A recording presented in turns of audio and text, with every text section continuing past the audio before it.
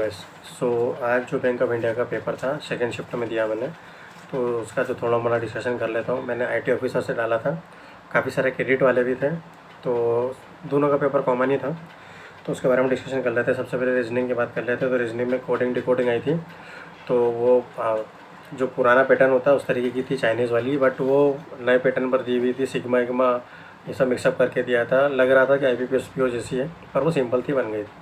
उसके बाद एक ब्लड रिलेशन का क्वेश्चन था और फिर 3 क्वेश्चन डायरेक्शन सेंस के थे। फिर एक पजल आई थी 8 बॉक्स वाली, एक वेरिएबल हो दिया था, उसके साथ में आपको अरेंज करना था। फिर एक एज बेस पजल थी जिसमें बेस ईयर 2023 दिया था, वो थोड़ी ट्रिकी थी क्योंकि उसमें डिफरेंस फिर प्लस माइनस सब करना था। फिर एक सिटी बेस पजल थी, फिर एक रो बेस पजल थी जिसमें 12 वेरिएबल थे, जिसमें से एक नॉर्थ और एक साउथ वाले दोनों का बताया हुआ था। और उसमें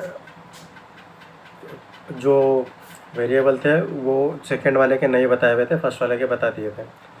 फिर 5 मिसलेनियस क्वेश्चंस थे जिसको स्टेटमेंट कंक्लूजन टाइप का बोलते हैं। और हाँ, वो क्वेश्चंस भी थे सिलॉग्स वाले, वो भी थे। तो जो मेरे रीजनिंग में अटैम्प्ट है 41 है आउट ऑफ 45, और मैंने जो 3-4 छोड़े हैं वो उसी के छोड़े हैं जो मिसलेनियस आते हैं उस टाइप के। फिर मैथ्स में 4 DI थे, एक केसलेट था, एक ग्राफ बेस था जिसमें ऑनलाइन और ऑफलाइन का दिया हुआ था, एक बॉयज़ वाला पाई चार्ट था जिसमें बॉयज़ का टोटल डेटा दिया था और उसमें एक डेटा मिसिंग करा था जिसको 1.8x कर दिया था, और उधर से भी मिसिंग कर दिया था टेबल में से भी। ये इस तरीके की DI मेंस में भी आती है, वो उसी टाइप की थी।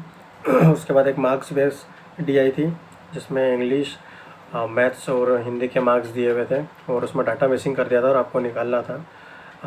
XY चल रहा था इसके अंदर।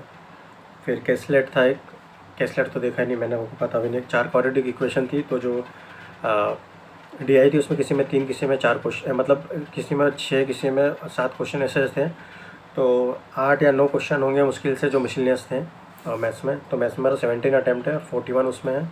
और अब GI की बात करें तो GI काफ़ी हट के आया हुआ था, समझ ही नहीं आया कि किस ईयर का क्या पूछ रहा है वो। तो जो टिपिकल GI आता है उससे भी थोड़ा एक लेवल अबव था। जैसे एग्जांपल बताता हूँ कि पे विज़न 2025 है जो RBI का जो रिसेंटली रिलीज़ करा है, तो उसमें से कौन सा गोल पोस्ट नहीं है उसका। तो उसमें 4-5 ऑप्शन दिए थे जिसमें से इंटरमीडिएट रिस्क करके कुछ था, तो मैंने वो लगाया, आंसर सही है। फिर एक कोऑपरेटिव सोसाइटीज़ का 2 लाख जो कोऑपरेटिव सोसाइटी समथिंग कुछ था, तो उसमें ऑल ऑफ द अबव आ रहा था आंसर, और वो भी इस तरीके से था। फिर एक CPI WI किसके अंडर में आता है, तो ये थोड़ा गलत हो गया मेरा। तो कौन निकालता है ये, मतलब जो रिपोर्ट है। फिर एक नील मोहन का पूछा था जो यूट्यूब से था, ये क्वेश्चन बन गया था। एक स्कोर्स का पूछा था कि किसका है ये, मतलब कि कौन इसको मोनेटाइज करता है, तो ये सेबी है। फिर इन्वेस्टर कौन है इंडियन मार्केट में, तो उसका आंसर सभी आ रहा था मेरा, तो वो आंसर सही है शायद। फिर एक GNPA का पूछा था कि बैंक का कितना है सितंबर में, तो वो 5% है। और NSO का GDP का पूछा था 7% है, जो मेरा गलत हो गया, 6.8 लिख दिया। वाइब्रेंट विलेज का मेरे को याद नहीं आ रहा उसमें क्या ऑप्शन में दिया था, 2025-6 दिया था कि नहीं याद नहीं आ रहा है। मैंने 24-25 लगाया, तो शायद ये भी ऊपर नीचे हो सकता है। और ब्लॉग का पूछा था 500 जो ब्लॉग्स या समथिंग कुछ इससे रिलेटेड था, तो वो भी बन गया था। तो इस तरीके के क्वेश्चन तो 17 करे मैंने, तो अराउंड 8-9 क्वेश्चन मत मार्क्स आ जाएंगे उसके अंदर।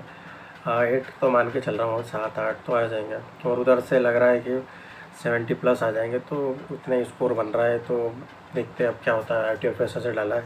और इंग्लिश में तो मैंने जो अटैम्प्ट करे थे वो 32 या 33 समथिंग कुछ करे थे, 2-3 क्वेश्चन छोड़ दिए थे मैंने। और जो डिस्क्रिप्टिव है उसका तो मेरे को पता नहीं है, तो वो मैंने अटैम्प्ट तो सब कुछ करा है, ऐसा नहीं है, सब अच्छे से करा है, बट उसमें मैंने ना मार्क करना भूल गया एक क्वेश्चन में, लेटर राइटिंग में। और मैं उसमें जो ऐसे राइटिंग है उसमें मैंने मार्क कर दिया था कि C वाला मैं कर रहा हूँ, पता नहीं उसके मार्क्स काउंट होंगे या नहीं होंगे, देखते हैं। आपको तो वो क्वालिफाई है वैसे भी, तो 6-7 नंबर भी आ जाएंगे तो भी वो क्वालिफाई हो जाएगा। तो देखते हैं अब रिजल्ट के साथ। That's all from my side, thank you.